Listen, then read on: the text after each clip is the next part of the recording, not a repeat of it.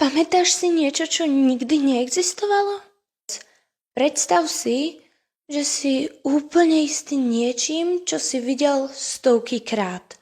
Poznáš to, pamätáš si to a potom zistíš, že to nikdy nebolo také, ako si myslel. Ako je to možné?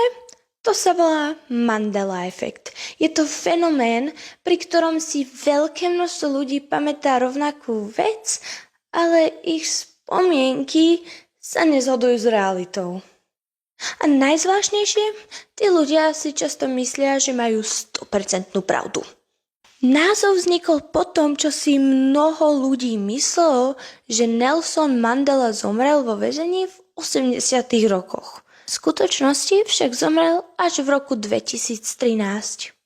A práve tento rozdiel medzi spomienkou a realitou dal tomuto fenoménu meno.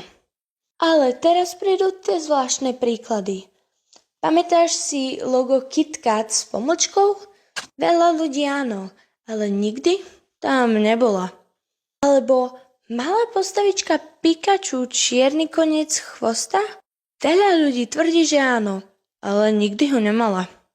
Ako si môže toľko ľudí pamätať rovnakú nesprávnu vec? Je to iba spôsob, akým funguje ľudská pamäť? Alebo existuje niečo viac? Niektorí ľudia veria, že Mandela efekt je dôkaz paralelných vesmírov. Iní hovoria, že mozog jednoducho doplňa chýbajúce informácie a vytvára falošné spomienky. Veda zatiaľ podporuje skôr druhé vysvetlenie, ale aj tak je zvláštne uvedomiť si jednu vec. Možno najväčší klamár, ktorého poznáme, nie je internet, ale náš vlastný mozog. Pretože niekedy to, čo si pamätáme najlepšie, nemusí byť vôbec pravda.